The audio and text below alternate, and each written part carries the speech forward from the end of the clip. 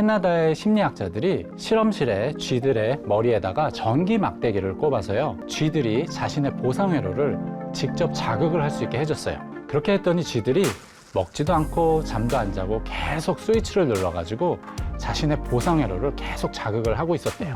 어떤 쥐는요, 1시간에 무려 7,000번이나 스위치를 누르고 있었다고 하고요. 수컷 쥐들은 더 이상 암컷 쥐에 관심을 보이지 않았고, 또 암컷 쥐들은 갓 태어난 새끼를 전혀 돌보지 않았다고 합니다.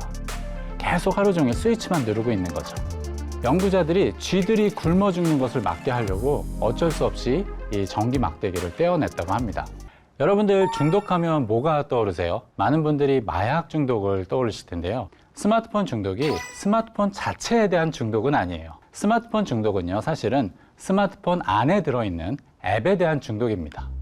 페이스북이나 인스타그램과 같은 소셜 네트워크 앱에 수시로 들어가가지고 몇 시간씩 사진 구경을 하고요. 또 밤마다 잠자기 전에 쇼핑 앱에 들어가서 몇 시간씩 제품 구경을 하는 사람도 많죠. 유튜브와 같은 동영상 플랫폼이 추천해주는 동영상을 몇 시간씩 보고 있기도 하고요. 또 하루 종일 새로 고침하면서 뉴스를 읽는 사람들도 많습니다. 그리고 종일 핸드폰 게임만 하고 있는 사람들도 많고요. 그런데 스마트폰은요, 우리에게 주는 게 정말 많습니다. 그래서 우리가 스마트폰 앱을 우리가 원할 때만, 필요할 때만 사용하면 되는데, 문제는 그게 잘 안 된다는 거죠. 우리가 이렇게 스마트폰 앱에 쉽게 중독이 되는 이유가 있습니다. 사람의 뇌 안에는요, 보상회로라는 곳이 있어요. 사람에게 가치가 있거나 생존에 도움이 되는 것들에 반응하는 곳인데요. 이런 보상을 얻게 되면요, 사람이 기분이 좋아지고요, 도파민이 분비가 되면서 이들을 계속 가지고 싶다는 욕구가 생겨요. 이 보상회로가 강하게 자극이 되면 중독이 생기는 거예요.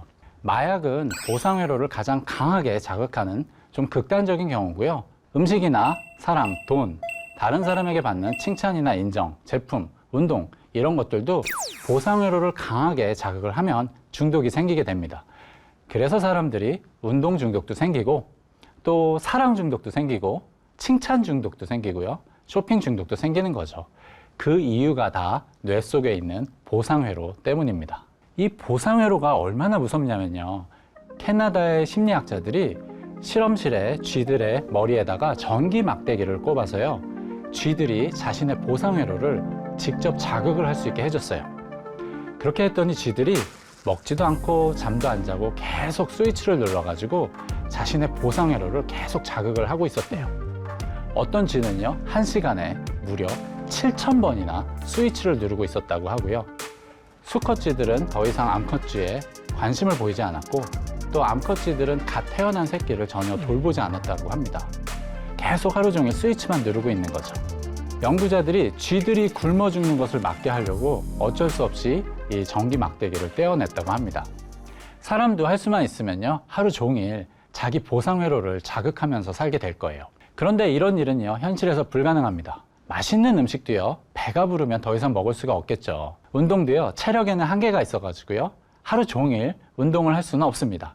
또 부상을 당하면 운동을 멈춰야 되겠죠. 다른 사람들에게 받는 칭찬이나 인정, 사랑도요, 이걸 얻기 위해서는요, 많은 노력이 필요합니다. 그래서 사람은요, 아무리 그러고 싶어도 하루 종일 자신의 보상 회로를 누를 수는 없습니다. 그런데 이게 이제 가능해졌어요. 바로 스마트폰 같은 디지털 기기들 때문인데요. 스마트폰 안에는요, 사람들의 보상 회로를 강하게 자극하는 것들이 정말 가득합니다. 페이스북이나 인스타그램 같은 소셜 네트워크 사이트에 들어가면요, 사람들이 게시물에 좋아요를 눌러줍니다. 이 좋아요 숫자가 올라가는 걸 막 보게 되면요, 보상 회로가 강하게 자극이 됩니다. 그럼 사람들은 이 좋아요를 계속 받기 위해서 사진을 올리게 되고, 계속 앱에 들어가서 좋아요 숫자가 올라가는 것을 기다리게 되죠. 쇼핑 앱도 마찬가지인데요. 우리가 쇼핑 앱을 들어가서 제품을 구경하다 보면은 예상치 못한 큰 할인을 만나거나 깜짝 선물이나 쿠폰을 받는 경우가 있습니다. 그럼 또 보상 회로가 강하게 자극이 돼서요, 뇌가 명령을 합니다. 스마트폰을 켜, 스마트폰 앱에 들어가서 다시 할인을 찾아봐. 계속 명령을 하는 거예요. 그러면서 쇼핑 앱 중독이 생기게 되는 거죠. 유튜브를 보다 보면은 너무 재밌거나 자극적인 영상들이 자동 추천되는 경우들이 있어요. 그런 보상 회로가 또 자극이 되면서 뇌는 계속 이런 동영상을 찾으라고 우리에게 명령을 합니다. 사람이 뉴스에도 중독이 되는데요. 보상회로는요, 새로운 소식에도 강하게 반응을 합니다. 새로운 소식도 사람의 뇌에 가치가 있다라고 느껴지기 때문인데요. 그러다 보니까 사람들이 계속 새로 고침하면서 새 뉴스를 보게 되는 거죠. 또 요즘 기사들에는요, 자극적인 사진이나 동영상이 포함이 되는 경우가 많습니다. 기사 내용 자체가 자극적인 경우도 많고요. 이처럼 강한 흥분감을 불러오는 기사들도 강한 중독성을 만들어냅니다. 이처럼 스마트폰 안에는요, 뇌의 보상 회로를 자극시키고 중독을 일으키는 것들이 가득합니다. 그런데 우리가 이 스마트폰이라는 것을 24시간 가지고 있죠. 또 많이 사용한다고 해서 배가 부르거나 부상을 당하는 것도 아니에요. 많은 앱이 또 무료이기 때문에 당장 돈이 나가는 것도 아니죠. 그래서 사실상 자기 보상 회로를 무한히 자극할 수 있는 전기 스위치가 생긴 것과도 같습니다. 그래서 사람들이 하루 종일 자기 보상 회로를 자극시키게 되고, 그래서 많은 사람들이 스마트폰 중독에 빠지게 되는 거죠. 이런 점에서 한마디로 우리를요, 호모 아딕투스라고 부를 수가 있어요. 현생 인류를 지칭하는 말이 호모 사피엔스잖아요. 호모는 사람, 사피엔스는 지혜를 말합니다. 지혜를 가진 사람이라는 뜻에서 호모 사피엔스라고 부르는데, 스마트폰을 가진 지금 인간은요, 쉽게 중독이 된다는 의미에서 호모 아딕투스라고 부를 수가 있습니다. 그럼 스마트폰은 나쁜 걸까요? 아닙니다. 스마트폰이 중독성이 강한 것은 사실이지만 우리에게 또 많은 혜택을 주죠. 저도 스마트폰을 그만 사용할 생각은 전혀 없어요. 다른 사람들에게도 스마트폰 사용하지 말라고 이야기는 전혀 안 하고요. 제 아이도 이미 초등학교 2학년 때부터 스마트폰을 사용을 합니다. 제가 사준 스마트폰이에요. 그런데 우리가 알아야 할 아주 중요한 사실이 하나 있습니다. 스마트폰이 처음부터 이렇게 중독성이 강했던 것은 아니라는 사실이에요. 사실 스마트폰이 처음 나온 2000년대 후반만 하더라도요, 중독성이 전혀 없었습니다. 기존 전화기들하고 차이가 전혀 없었어요. 그런데 갑자기 최근 스마트폰 앱들의 중독성이 아주 강해지기 시작을 합니다. 우리가 이러한 변화를 제대로 이해를 해야 돼요. 왜 스마트폰 앱들의 중독성이 이렇게 강해지고 있을까? 이걸 제대로 이해해야 지금 세상에 무슨 일이 일어나고 있는지를 명확하게 이해할 수가 있습니다. 그리고 이 변화를 제대로 이해해야 사업을 하는 사람들은 사업의 기회를 찾을 수가 있고요. 또 개인들은요, 자신이 원하는 삶을 살 수 있는 방법을 찾을 수가 있습니다. 결론부터 이야기하자면요, 스마트폰이 이처럼 강한 중독성을 가지게 된 이유는요, 중독이 지금 가장 중요한 비즈니스 모델이 되기 때문입니다. 그래서 앱들의 중독성이 나날이 강해지고 있는 거죠. 이런 점에서 지금을 중독 경제의 시대, 이렇게 부를 수가 있습니다. 중독이 기업에게 가장 중요한 비즈니스 모델이 되는 시대죠. 중독 경제를 정의하면요, 디지털 기기에 대한 중독을 이익으로 전환시키는 경제 시스템입니다. 이 중독 경제가요, 지금 시대에 기업의 이익과 성공에 가장 중요한 비즈니스 모델이 되고 있고요. 그렇기 때문에 중독 경제가 지금 기업의 사업 방식과 마케팅 방식에 큰 변화를 가져오고 있습니다. 또 중독 경제 속에서 살아가는 우리 개인의 사고 방식과 삶에도 큰 변화가 생기고 있고요. 사실 지금 기업의 경영과 개인의 삶 모두에 있어서 엄청나게 큰 변화가 생기고 있는 거죠. 자, 그러면 이러한 중독 경제가 왜 탄생하게 됐는지 그 이유를 설명을 드리겠습니다. 두 가지 이유가 있는데요. 첫 번째 이유는 광고하고 관련이 됩니다. 여러분들, 기업의 이익이 어디서 나와요? 소비에서 나오죠. 소비란 사람들이 물건이나 서비스를 구입하는 것을 말해요. 기업이 돈을 벌려면요, 사람들이 기업의 물건을 구매를 해야 되겠죠. 그런데 기업이 물건을 만든다고 그 물건이 다 팔리진 않아요. 자기와 비슷한 물건을 파는 경쟁자들이 많고요. 또 사람들이 그 물건이 필요하다고 생각하지 못할 수도 있으니까요. 그래서 기업이 돈을 벌려면요, 자신이 파는 제품에 대한 소비 욕구를 만들어내야 됩니다. 이런 역할을 하는 게 바로 광고죠. 광고를 통해서 멋진 사람들이 제품을 사용하는 모습을 보게 되면 사람들 마음속에 저 제품을 가지고 싶다는 욕구가 막 생겨납니다. 그래서 기업 활동에서 광고가 아주 절대적인 역할을 해왔죠. 광고를 통해 소비에 대한 욕구를 만들어내는 것, 이게 기존 소비재 시장에서 가장 핵심적인 비즈니스 모델입니다. 특히 텔레비전이 광고의 성공에 절대적인 역할을 해왔는데요. 아무리 광고를 잘 만들어도요, 사람들이 광고를 보지 않으면 소용이 없겠죠. 그런데 텔레비전 방송에서 재밌는 방송을 내보내면 사람들이 텔레비전 방송에 자신의 인지적 관심을 쏟게 됩니다. 그때 보게 되는 광고를 아주 강하게 인식을 하게 되겠죠. 그래서 방송사는 재미있는 방송 프로그램을 만들고 기업은 텔레비전에 광고를 내보내는 협력 시스템이 구축이 되는 거예요. 이게 지난 60년 동안 소비재 시장을 지배한 가장 주요한, 가장 중요한 비즈니스 모델입니다. 이 모델을 부르는 이름이 있어요. 텔레비전에 사람들의 인지적 관심을 붙들어 놓고 이를 경제적 이익으로 전환시킨다는 점에서 관심 경제라고 부릅니다. 그런데 관심 경제에는 한 가지 한계점이 있습니다. 텔레비전 채널 수는 한정이 돼 있죠. 또 프로그램이 끝나야만 광고를 내보낼 수가 있습니다. 그렇다 보니까 기업이 사용할 수 있는 광고 공간이 아주 제한적이에요. 그렇다 보니 광고비는 아주 비싸지겠죠. 그래서 텔레비전 광고를 할 수 있는 곳은요, 소수의 큰 기업들 뿐입니다. 이런 점에서 관심 경제라는 것은요, 소수의 큰 기업이 텔레비전 광고를 통해서 아주 큰 돈을 버는 경제 시스템이라고 볼 수가 있는데요. 그런데 스마트폰이 등장하면서 사업자들이 광고를 할 수 있는 공간이 기하급수적으로 늘어나게 됩니다. 스마트폰 안에는요, 수많은 앱들이 있죠. 그리고 사람들이 앱을 사용하고 있을 때 동시에 여기저기에 광고를 넣을 수가 있습니다. 또 검색 결과 사이사이에도 광고를 넣을 수가 있겠죠. 그리고 이메일이나 메시지를 통해서도 광고를 보낼 수가 있고요. 또 사람들마다 제각기 다른 광고를 보여줄 수도 있어요. 그렇다 보니 텔레비전 시대와 비교해서 정말 기하급수적으로 광고 공간이 늘어나게 됩니다. 광고 공간이 엄청나게 늘어난 만큼 광고 단가는 크게 내려가게 되고요. 그렇다 보니 광고를 하려는 사업자들도 엄청나게 늘어나게 됩니다. 단순히 광고 자리만 늘어난 게 아니고요. 광고의 효과성은 전례 없이 높아지게 되는데요. 텔레비전 시대에는요, 모든 사람이 같은 광고를 봤습니다. 그럼 광고의 태반은요, 나랑 전혀 관련이 없어요.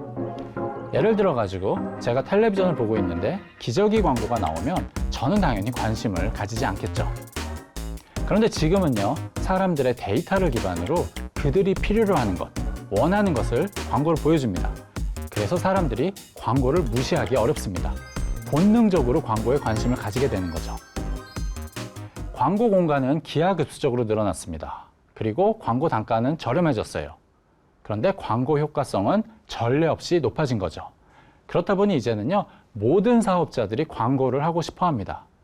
그러면서 광고 공간을 제공하는 것이 갑자기 지금 시대에 가장 중요한 비즈니스, 황금알을 낳는 거위가 된 거예요. 그런 광고가 기업에게 큰 돈을 벌어다 준다고 할 때 광고로 더 많은 돈을 벌려면 뭐가 필요할까요? 우선 광고를 보는 사람이 많아야겠죠. 그래야 이곳에 광고를 하려는 사업자들이 늘어나고요.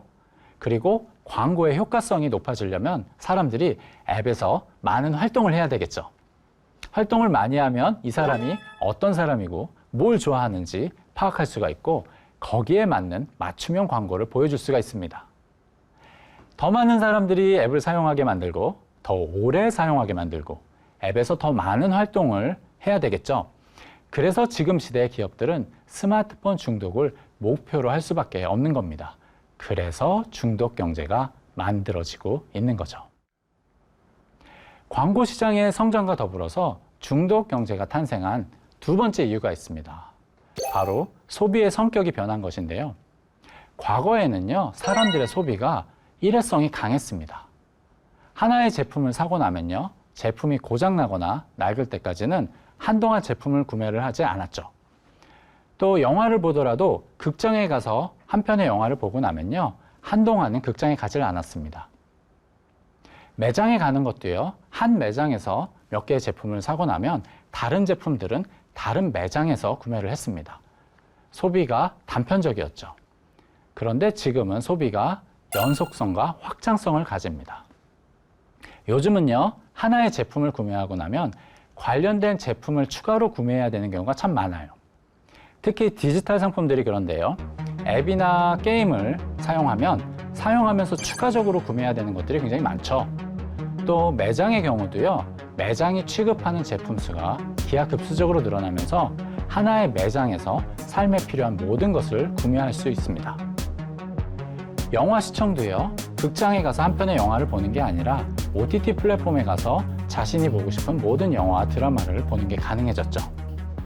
소비가 연속성을 가지고 확장성을 가지다 보니까 이제는 단순하게 사람들에게 하나의 물건을 판매하는 게 더 이상 중요하지가 않아요. 사람들로 하여금 계속 추가적으로 제품을 구매하게 하는 게 더 중요하겠죠. 그래서 이제는 하나의 상품을 판매하는 게 아니라 사람들을 최대한 자주 앱에 들어오게 하고 그 안에서 많은 시간을 보내게 하는 게 목표가 됩니다. 이게 바로 중독 경제가 탄생한 두 번째 이유입니다. 정리해서 설명하면요, 광고 시장이 급격하게 성장을 하고요, 소비의 연속성이 생기기 시작을 합니다. 그렇다 보니 기업들이 중독을 목표로 하게 되는 현상이 나타나게 되는 거죠. 특히 지금 세계 경제를 이끌고 있는 이 빅테크 기업들이 스마트폰 앱에 대한 중독을 만들면서 전 세계적으로 중독 경제라는 경제 시스템이 만들어지고 있는 겁니다.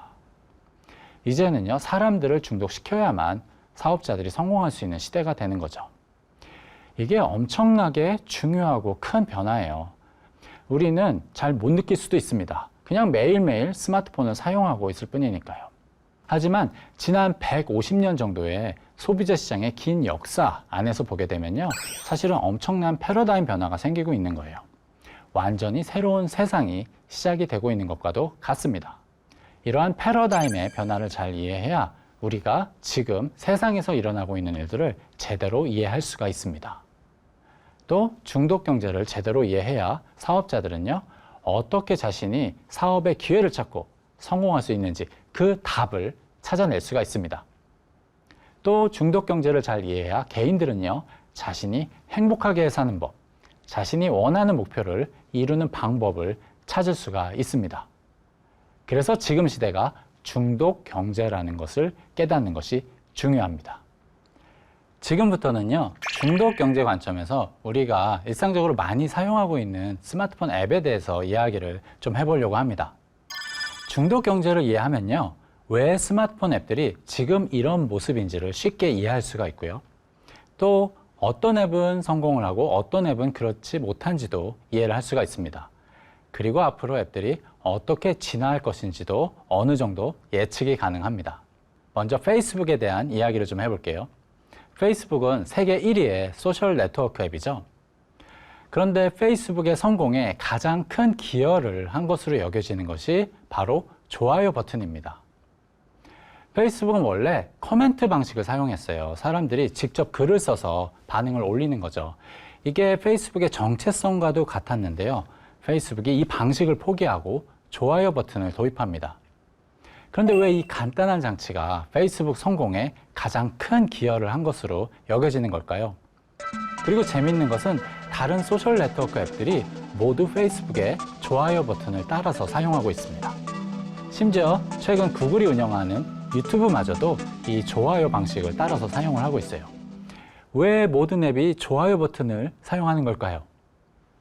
사람들의 의견을 쉽게 표시하기 위해서라고 답을 하실 수 있으신데요. 그게 맞다면 사람들이 싫어요 반응도 표시를 할 수 있어야 되겠죠. 그런데 좋아요에는 좋아요 표시만 할 수 있지 싫어요 표시를 할 수가 없어요. 소셜 네트워크 앱들이 모두 페이스북의 좋아요 방식을 채택하는 이유는요, 좋아요 버튼이 중독성이 매우 강하기 때문입니다. 다른 사람들에게 좋아요를 받는 것은요, 그들로부터 칭찬과 호감을 받는 것과 같아요. 그런데 싫어요 표시는 할 수 없기 때문에 말 그대로 칭찬만 받는 거죠. 한번 생각을 해보세요. 여러분들의 모습이나 생각에 많은 사람들이 막 칭찬을 해줘요. 당연히 보상회로가 강하게 자극이 되겠죠. 그런데 이 좋아요 버튼은요, 누르기가 매우 쉽습니다. 그래서 사진이나 게시물을 올리면요, 좋아요 숫자가 아주 빠르게 올라갈 수가 있어요. 이런 점에서 빛의 속도로 빠르게 받는 칭찬과도 같습니다. 그래서 좋아요 버튼이 강한 중독성을 만들어내는 거죠. 그렇다 보니 사람들로 하여금 끊임없이 페이스북에 사진이나 글, 동영상을 올리게 만들고요. 좋아요 숫자가 올라가는 것을 계속 확인하게 만듭니다. 그러면서 사람들이 페이스북에 중독이 되는 거죠. 이런 이유 때문에 다른 소셜 네트워크 앱들도 모두 비슷한 좋아요 버튼을 도입을 하고 있는 겁니다. 어때요? 중독 경제를 이해하면 이런 것들이 쉽게 이해가 되죠. 이번에는요, 메타버스 이야기를 조금 해볼게요. 최근에 이 페이스북이요, 사명을 메타로 바꾸고 메타버스 사업에 집중을 하고 있습니다. 왜 그럴까요? 메타버스니까 미래니까? 이건 너무 단순한 대답이고요. 메타버스가 미래가 될지, 또 어떤 형태의 메타버스가 미래가 될지, 이런 것들에 대해서는 아직 모릅니다. 메타버스가 과연 미래가 될지, 어떤 형태의 메타버스가 미래가 될지는 사실 아직 모르죠. 메타버스에 대한 정의 자체도 아직 불분명합니다. 그럼에도 불구하고 페이스북이 메타버스에 집중하는 이유가 있습니다. 메타버스 세계가 기존의 소셜 네트워크보다 중독성이 훨씬 강하기 때문입니다. 메타버스는요, 실제감과 현장감이 강합니다. 그리고 그 안에서 다른 사람들과 직접적인 상호작용이 가능하죠. 모두 중독성을 높이는 것들이에요. 여러분, 페이스북은 광고 사업자잖아요. 메타버스가 중독성이 더 강하기 때문에 광고 사업자인 페이스북 입장에서는요, 큰 돈이 될 수 있다고 생각을 하는 거고요. 그래서 페이스북이 메타버스 사업에 집중을 하는 거죠. 페이스북이 메타버스에서 강한 중독성을 성공적으로 구현을 해낸다면 페이스북의 제2의 전성기가 시작이 될 겁니다. 그러면 다른 기업들이 모두 페이스북을 따라하게 되겠죠. 그런데 만약 다른 기업이 페이스북보다 더 강한 중독성을 메타버스에 구현을 해낸다면 그 기업이 메타버스 시장을 차지하게 될 것입니다. 메타버스와 관련해서는요, 이게 앞으로 아주 중요한 관전 포인트죠.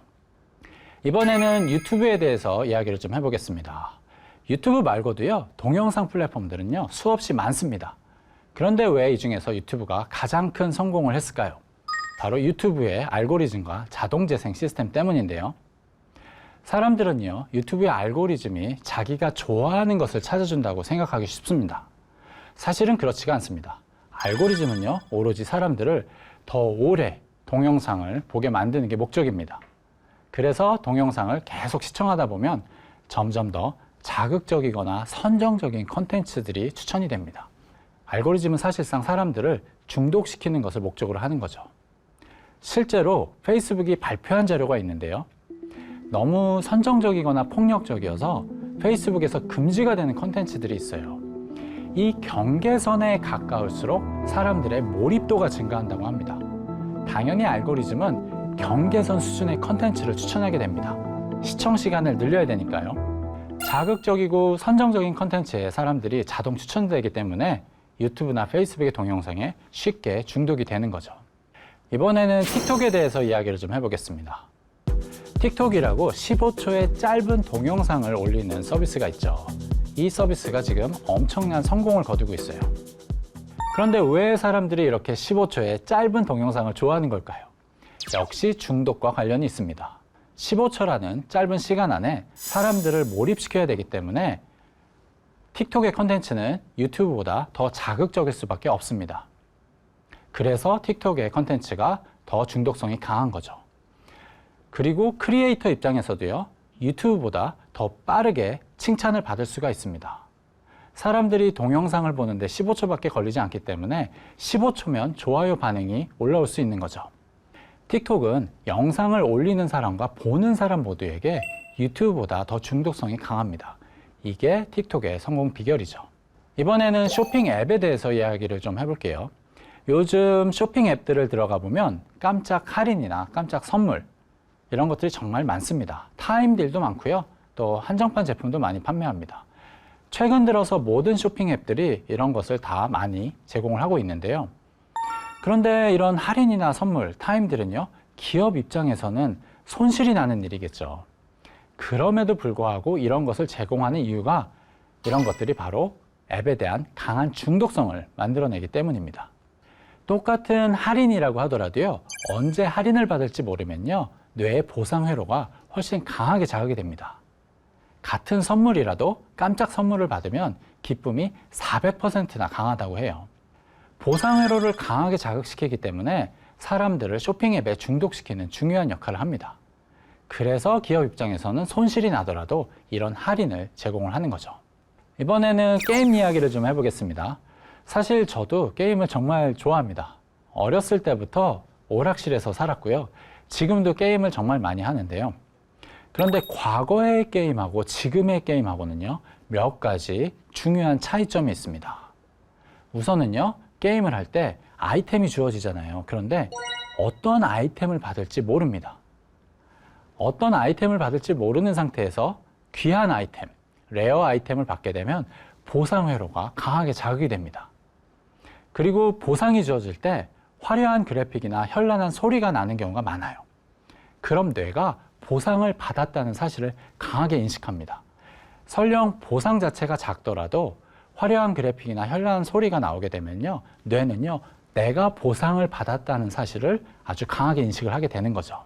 이런 점들을 알면요, 왜 요즘 게임들이 확률적으로 보상을 주고 또 보상을 받을 때 화려한 시각 효과나 소리를 사용하는지를 쉽게 이해할 수가 있겠죠. 게다가 요즘 게임 속에는요, 끝이 없어요. 아무리 재밌는 게임도요, 과거에는요, 며칠이나 몇 주간 게임을 하게 되면요, 게임의 끝을 보게 되고요, 그러면 자신이 게임에 중독이 되어 있어도 중독에서 벗어나게 됩니다. 하지만 요즘 게임에는요, 끝이 없습니다. 그렇기 때문에 중독에서 나오기도 어렵습니다. 그리고 요즘 게임은요, 그 안에서 다른 사람들을 만나서 이야기를 할 수가 있죠. 사람들이 자기가 가진 아이템에 대해서 막 칭찬도 해주고요, 또 잘하는 사람들을 막 인정을 해주고요, 이런 것들이 모두 보상 회로를 강하게 자극하는 것들입니다. 그래서 요즘 게임들은 과거의 게임들하고 비교할 수 없을 정도로 중독성이 강합니다. 지금까지 이야기한 것들은요, 아주 일부에 불과해요. 중독 경제를 잘 이해를 하면요, 왜 스마트폰 앱들이 많은 변화를 통해서 현재의 모습을 갖게 됐는지, 이런 점을 쉽게 이해를 할 수가 있습니다. 그리고 왜 어떤 앱이 성공을 했고 어떤 앱은 그렇지 못한지도 쉽게 이해를 할 수가 있습니다. 그리고 앞으로 어떤 앱을 만들어야 성공할 수 있을지도 알 수가 있습니다. 그래서 중독 경제가 지금 시대를 이해하는 가장 중요한 열쇠가 되는 겁니다. 자, 그럼 이 중독 경제 시대를 우리가 어떻게 살아가야 할까요? 사업자들은 중독 경제 속에서 사업의 기회를 찾아내고 경쟁에서 이겨야 되겠죠. 또 개인들은 스마트폰이 주는 혜택이나 편리함은 누리면서도 자신이 원하는 삶을 살 수 있어야 되겠죠. 그래서 우선 사업자들을 위한 이야기를 먼저 하고요. 그 다음에 개인들을 위한 이야기를 좀 해보겠습니다. 먼저 중독 경제를 살아가는 사업자들을 위한 이야기인데요. 요즘 스타트업이나 또 기존의 기업들도요, 스마트폰 앱을 정말 많이 출시를 합니다. 사용해보면요, 앱들이 정말 다 좋아요. 사용하기도 편리하고요, 소비자들에게 많은 혜택을 제공을 해줍니다. 그런데 사람들이 별로 사용을 안 합니다. 왜 그럴까요? 사실 당연합니다. 제가 새로 만들어진 앱들을 테스트를 해보면요, 중독성이 없는 경우가 대부분이에요. 중독성이 없으면요, 앱은요, 아무리 잘 만들고 많은 혜택을 제공을 해줘도 성공을 하기가 어렵습니다.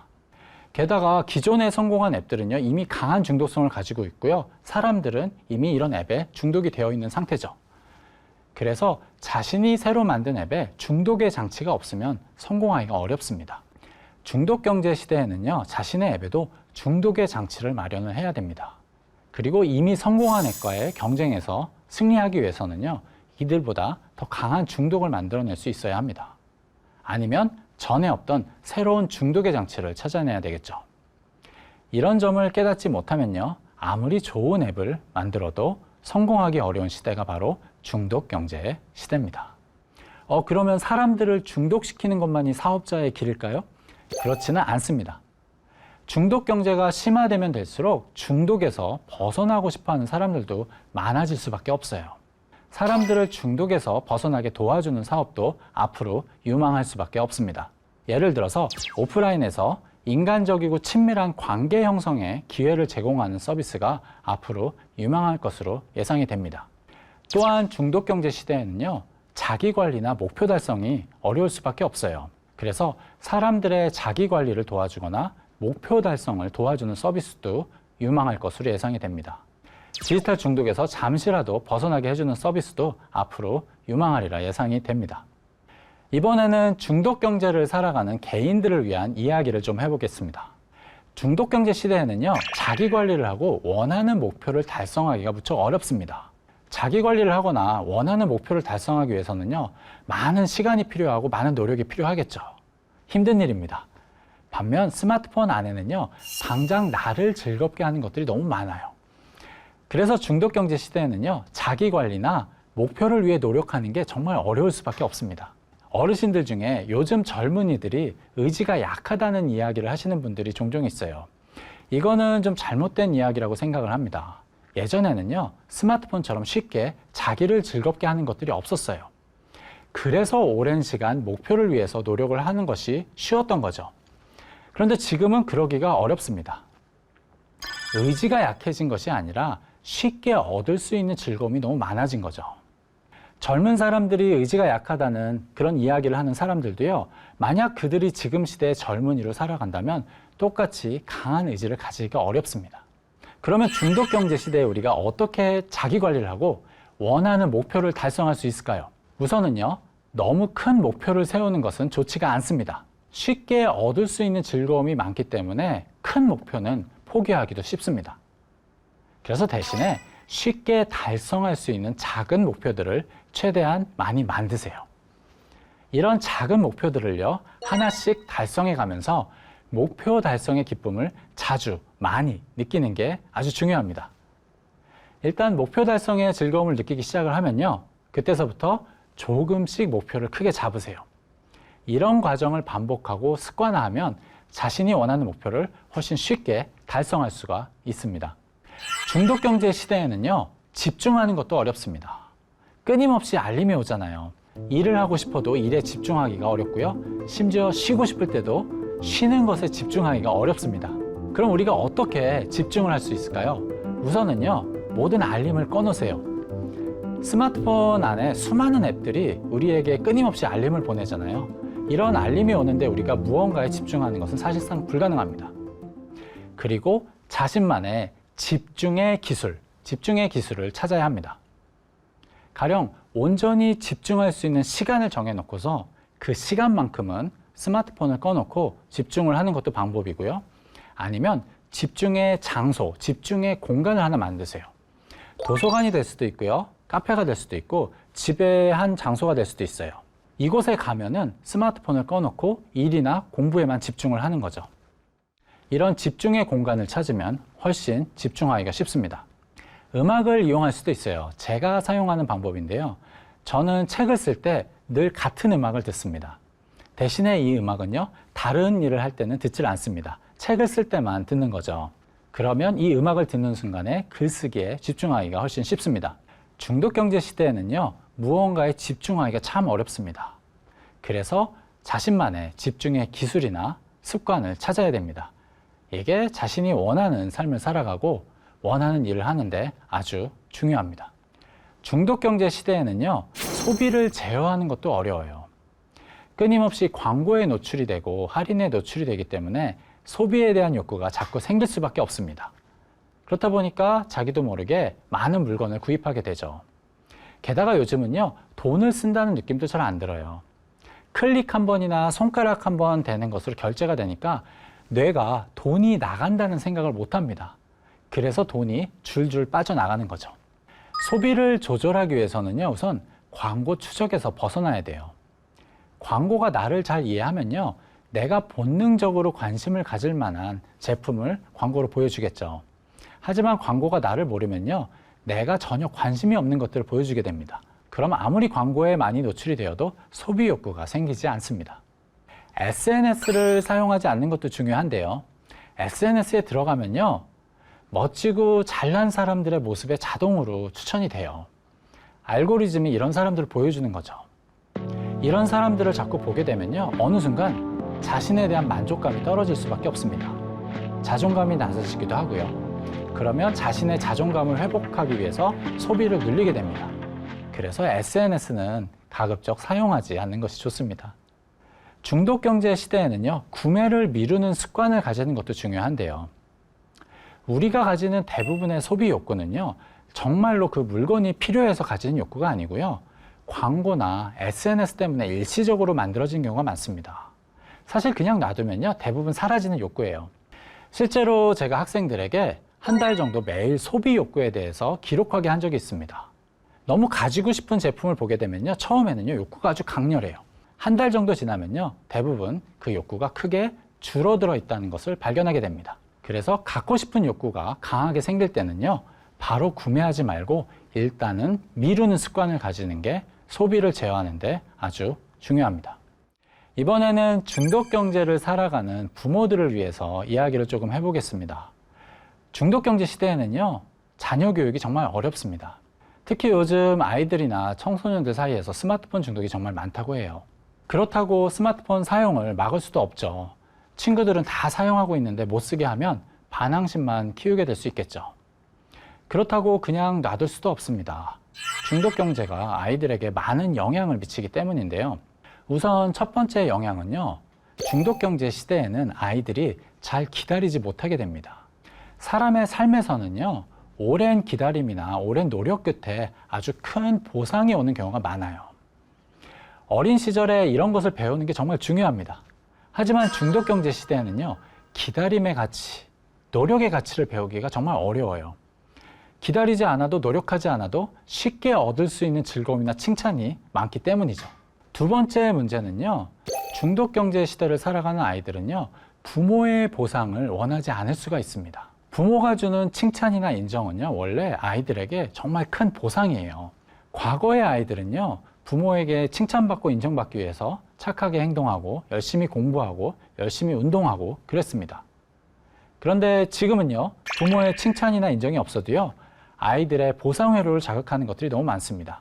굳이 부모에게 칭찬을 안 받아도요, 스마트폰 앱에서 다른 사람들에게 쉽게 칭찬을 받고 인정을 받을 수가 있겠죠. 그렇기 때문에 아이들이 요즘 부모가 원하는 모습대로 살지 않는 것은 당연합니다. 세 번째 문제는요, 아이들이 게임 속에서 사회를 배우게 된다는 건데요.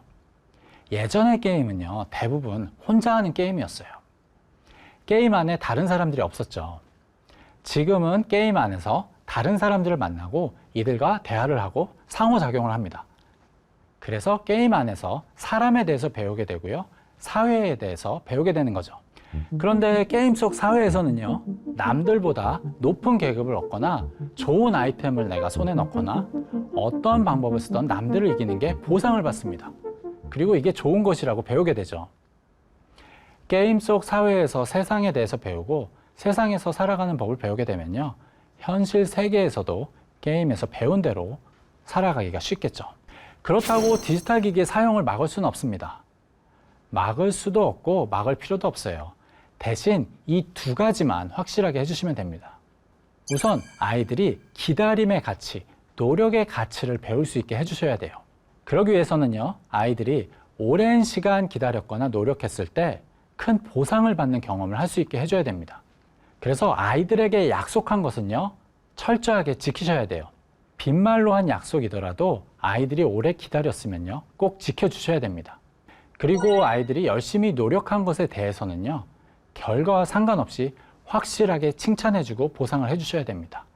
그래야 아이들이 기다림의 가치와 노력의 가치를 배우게 됩니다. 두 번째는요, 아이들이 알고리즘에 대한 대항력을 기르게 해주셔야 되는 건데요. 요즘 아이들은요, 유튜브 동영상을 굉장히 많이 봅니다. 그런데 알고리즘에 그냥 맡겨놓으면요, 어쩔 수 없이 자극적인 컨텐츠에 자동적으로 노출이 될 수밖에 없어요. 이 알고리즘이라는 게 아이들을 유튜브에 중독시키는 것을 목적으로 하니까요. 그렇다고 유튜브를 못 보게 하는 것도 방법은 아니겠죠. 다들 보고 있으니까요. 그리고 사실 유튜브 안에는요, 아이들에게 유익하고 좋은 컨텐츠도 아주 많습니다. 그래서 중요한 것이요, 아이들이 알고리즘에 따라서 시청하는 게 아니라 자기 스스로 좋은 컨텐츠를 선택할 수 있는 그런 능력을 기르게 해주는 거예요. 어떤 컨텐츠를 보는 게 좋은지를 판단할 수 있는 기준을 가지게 되면요, 유튜브는요, 사실 아이들에게 큰 도움이 될 수도 있어요. 그러려면 아이가 유튜브를 보거나 게임을 할 때 부모가 늘 함께 하는 것이 중요합니다. 특히 어릴 때 이런 것을 해줘야 되는데요. 그러면서 어떤 컨텐츠가 좋은지 어떤 게임이 좋은지를 함께 이야기를 하는 겁니다. 그래야 아이들이 아, 이게 좋은 컨텐츠구나, 이게 좋은 게임이구나, 이런 것들에 대한 판단 능력이 생기고요. 알고리즘에 대한 대항력이 생기게 됩니다. 지금까지 중독 경제에 대해서 이야기를 했습니다. 중독 경제는요, 지금 우리에게 일어나고 있는 현실일 뿐만 아니라 앞으로 더욱더 심화될 미래의 모습이기도 합니다. 중독 경제를 피할 수도 없고요. 피하려고 할 필요도 없습니다. 사업자는요, 중독 경제 속에서 사업의 기회를 찾아야 되고요. 또 개인들은 중독 경제가 주는 혜택은 모두 누리면서도 중독은 피해야 되겠죠. 그러기 위해서는요, 중독 경제를 제대로 이해하고 중독 경제 속에서 살아가는 법을 배워야 합니다.